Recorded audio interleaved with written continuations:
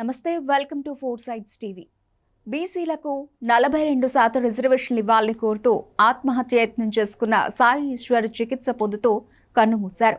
Assembly ఎన్నికల సమయంలో బీసీలకు 42% రిజర్వేషన్లు ఇస్తామని హామీ ఇచ్చిన రేవంత్ రెడ్డి ప్రభుత్వం అధికారంలోకి వచ్చాక ఆ రిజర్వేషన్లను 17% తగ్గించిందని తీవ్ర మనస్తాపానికి గురైన సాయి ఈశ్వర్ పెట్రోల్ పోసుకొని నిప్పంటించుకున్నారు. తీవ్ర గాయాలైన ఆయనను గాంధీ ఆసుపత్రిలో చేర్చగా చికిత్స పొందుతూ తుది శ్వాస విడిచారు. సంగారెడ్డి జిల్లా పుల్కల్ మండలం పోచారం గ్రామానికి చెందిన సాయి ఈశ్వర్ చారి బతుకు తెరువు కోసం నగరానికి వచ్చి జగద్గిరిగుట్టలో నివాసముంటూ క్యాబ్ డ్రైవర్గా పనిచేస్తున్నాడు.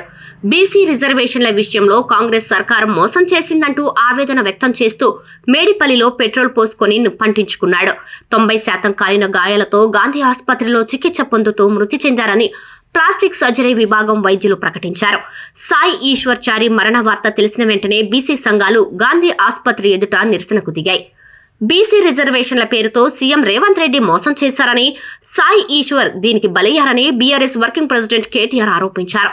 స్థానిక సంస్థల ఎన్నికల్లో 42% రిజర్వేషన్లు కల్పిస్తామన్న హామీని కాంగ్రెస్ ప్రభుత్వం నెరవేర్చలేదని, పంచాయతీ ఎన్నికల్లో బీసీ రిజర్వేషన్లను 17% కుదించిందని, ఇది వెనుకబడిన వర్గాలకు వెన్నుపోటని ఆయన విమర్శించారు. బాధితుడి కుటుంబానికి 50 లక్షల ఎక్స్గ్రేషియా ప్రకటించాలని కేటీఆర్ డిమాండ్ చేశారు.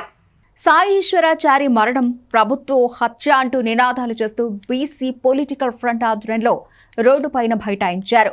సాయి ఈశ్వరాచారి మరణం పట్ల తక్షణమే విచారణ చేపట్టాలని డిమాండ్ చేశారు. ఇది ప్రజాపాలన కాదు, దోపిడీ పాలన అని మండిపడ్డారు.